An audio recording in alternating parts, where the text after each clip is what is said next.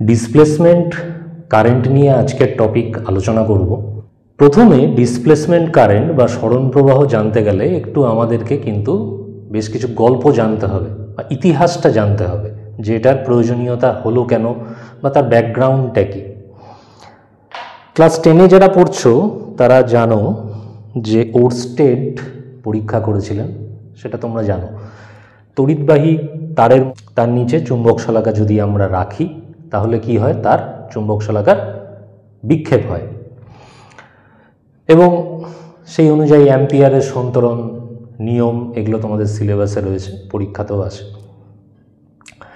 Oersted পরীক্ষাটা করেছিলেন 1820 সালে। অ্যাকচুয়ালি 19th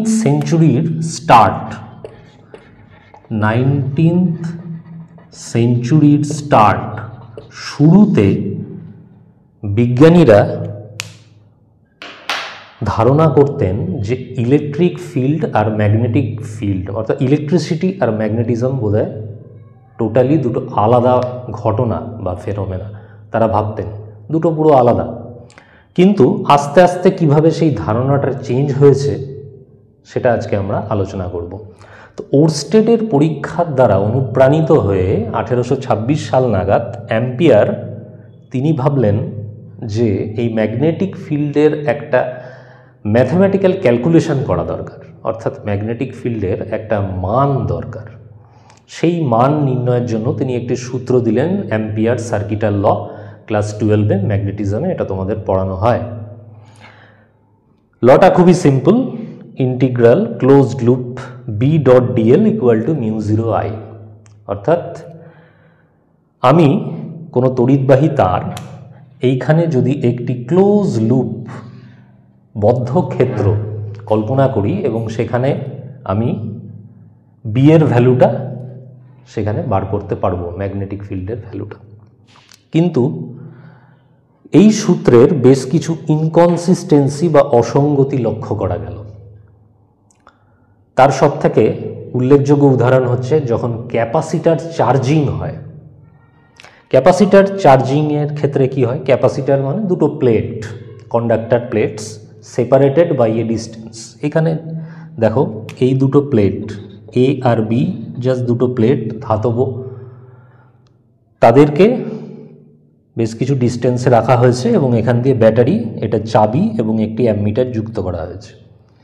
চাবি যখনই প্রেস করছি তখনই কি হবে, ক্যাপাসিটারটা চার্জ হবে এবং আমরা জানি যে এদিকে পজিটিভ আধান হবে, এদিকে নেগেটিভ আধান হবে এবং একটা মোমেন্টারি কারেন্ট হবে যেটা আস্তে আস্তে ডিকে করে যাবে। ফুল চার্জ যখনই ক্যাপাসিটার হবে, যেহেতু ডিসি সোর্স এখানে লাগানো আছে, সুতরাং ক্যাপাসিটার যখন ফুললি চার্জড হবে তখন কারেন্টটা জিরোতে নেমে যাবে, কিন্তু ডিউরিং চার্জিং কিন্তু কারেন্ট থাকবে এবং সেটা আমরা এখানে ডিফ্লেকশনে দেখতে পাবো।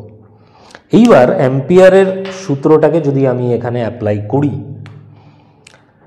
সেক্ষেত্রে এই তারের মধ্যে দিয়ে কারেন্ট যাচ্ছে এবং একটি বদ্ধ লুপ, আমি পি বিন্দুতে এই সূত্র অ্যাপ্লাই করলে বি এর ভ্যালু পাচ্ছি, ম্যাগনেটিক ফিল্ড এখানে আছে।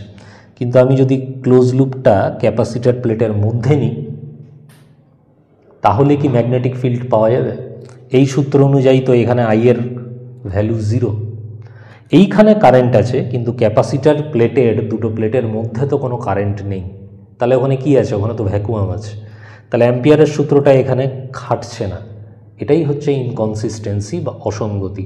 এটাই হচ্ছে সূচনা যেখানে বিজ্ঞানীরা ভাবতে বাধ্য হলেন যে তাহলে কি অ্যাম্পিয়ার যে সূত্রটি দিয়েছিলেন এতে কি কোনো ভুল রয়েছে। এটা নিয়ে তখন কিন্তু রিসার্চ শুরু হলো। উদ্ধারকর্তা ম্যাক্সওয়েল তিনি এই সূত্রটাকে মডিফাই করলেন বা এটাকে তিনি ঠিকঠাক করলেন। কিভাবে তিনি ঠিক করলেন এই আলোচনা আমরা এবার করব। মোটামুটি 1860 বা 65 সাল নাগাদ তিনি তখন যা পরিপ্রেক্ষিতে electric field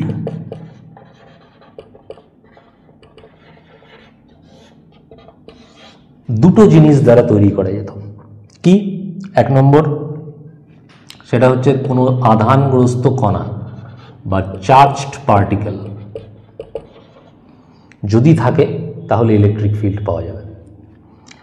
R 2 number, ফ্যারাডেজ law of electromagnetic induction, সেখান থেকে আমরা পেয়েছি যে যদি কোনো ভ্যারিং ম্যাগনেটিক ফিল্ড থাকে, অর্থাৎ চৌম্বক ক্ষেত্র যদি সময়ের সাথে পরিবর্তিত হয়, তাহলে আমরা ইলেকট্রিক ফিল্ড পাব। ম্যাগনেটিক ফিল্ড কি করে পাওয়া যাবে?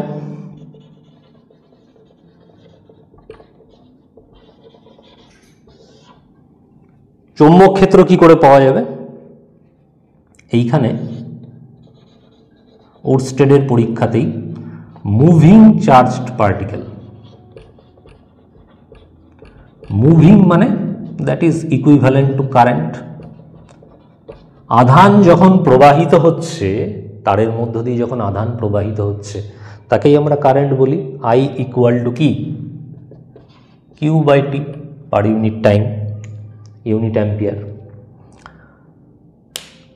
তখন ম্যাক্সওয়েল চিন্তা করলেন যে আরও কি কোনোভাবে ম্যাগনেটিক ফিল্ড প্রডিউসড হচ্ছে, এবং ফিজিক্সে খুব সুন্দরভাবে ল অফ সিমেট্রি বেশ কিছু জায়গায় কাজ করে, অর্থাৎ ভাইস ভার্সা, এটার থেকে ওটা হয় তো ওটার থেকেও এটা হয়, উল্টে।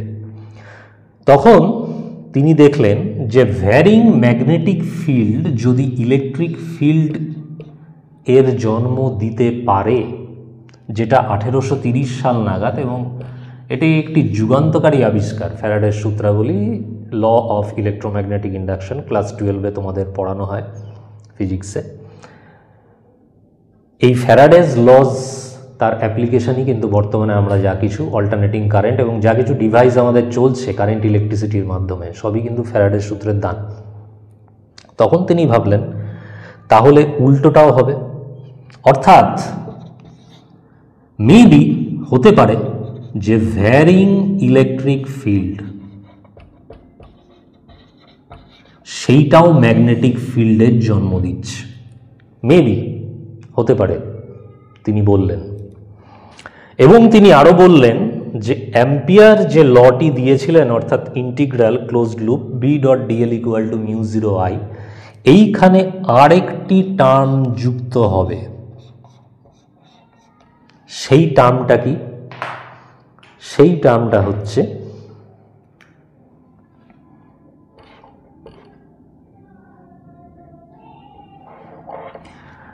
Epsilon 0 d phi e dt। তিনি বললেন এই টার্মটা তার সাথে যুক্ত হবে, অর্থাৎ ক্যাপাসিটর প্লেটের মধ্যে কি হচ্ছে, প্লেটের মধ্যে চার্জ গ্রো করছে, এখানে পজিটিভ আধান আস্তে আস্তে অ্যাকুমুলেট করছে, এবং এখানে এই প্লেটের মধ্যে, বি প্লেটের মধ্যে নেগেটিভ আধান, ফলে এইখানে একটি ইলেকট্রিক ফিল্ড কিন্তু সময়ের সাথে সেটা গ্রো করছে, বৃদ্ধি পাচ্ছে। ফলে এইখানে আমরা একটি টাইম ভ্যারিং ইলেকট্রিক ফিল্ড পাচ্ছি, যেটা ইন রিটার্ন ম্যাগনেটিক ফিল্ডের জন্ম দিচ্ছে। সুতরাং ম্যাক্সওয়েল অ্যাম্পিয়ারের সার্কিটাল লকে মডিফাই করলেন এবং তিনি লিখলেন integral B.dl equal to μ0I plus epsilon 0 d phi e dt। এবার এই টার্মটার তিনি নাম দিলেন, এইটা তো আমরা জানি আমাদের conventional current, this is conduction current. আর এই যে নতুন রাশিটা তিনি যুক্ত করলেন তার সাথে, তার তিনি নাম দিলেন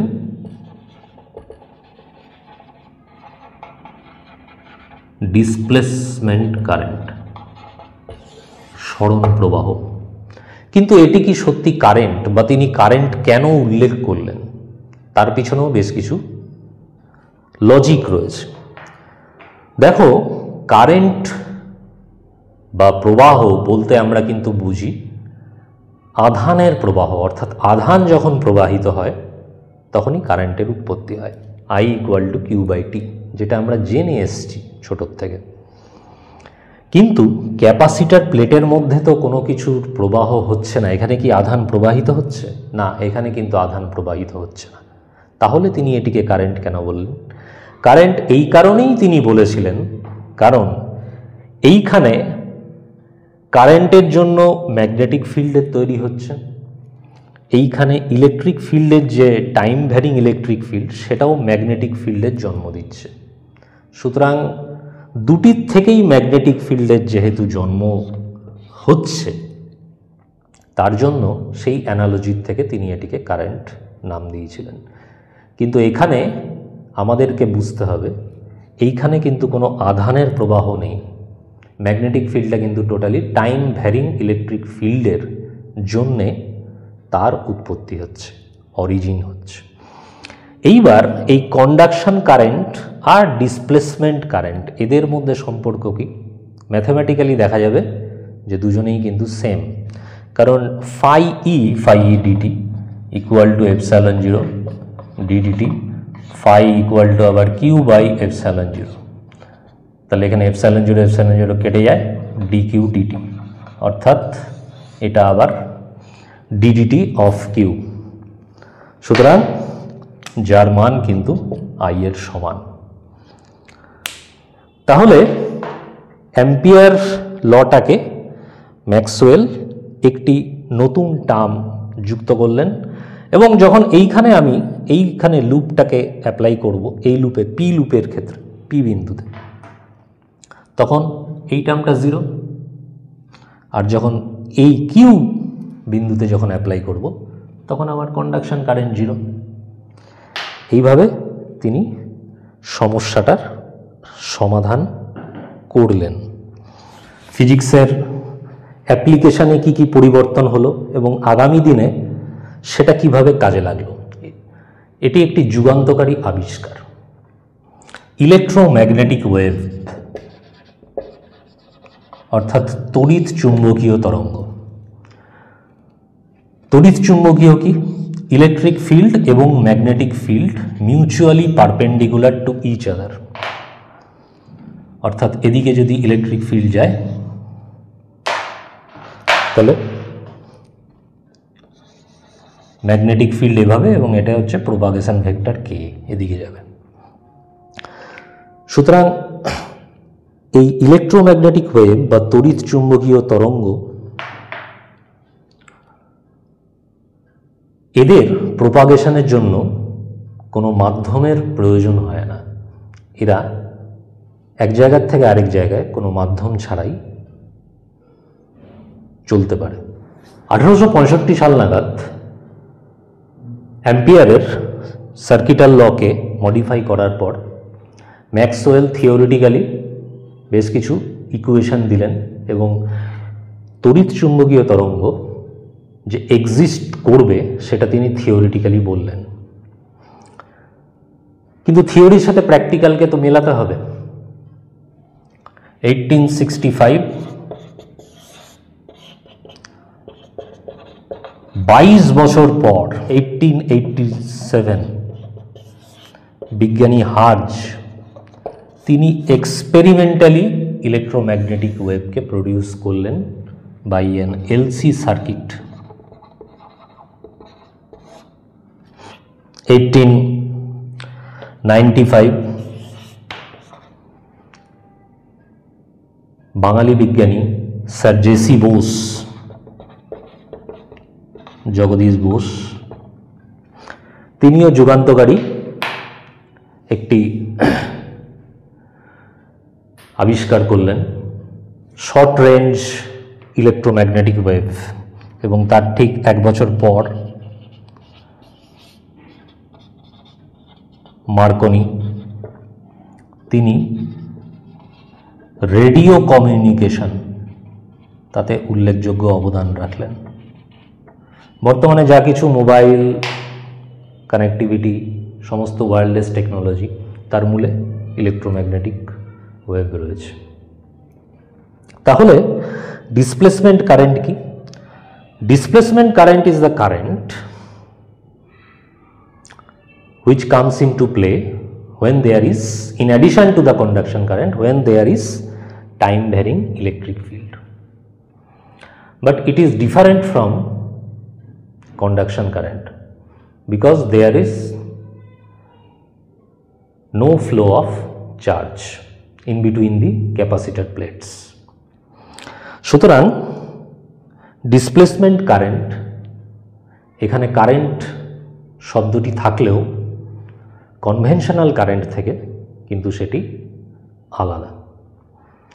তো আশা করি আলোচনাটা তোমাদের কাজে লাগবে। এবার এই ডিসপ্লেসমেন্ট কারেন্ট বা ইলেকট্রোম্যাগনেটিক ওয়েভের উপর বেশ কিছু কোশ্চেন আমরা নেক্সট ভিডিওতে আলোচনা করব, যেগুলো উচ্চ মাধ্যমিকে বা বিভিন্ন এন্ট্রান্স পরীক্ষায় আসে। Thank you.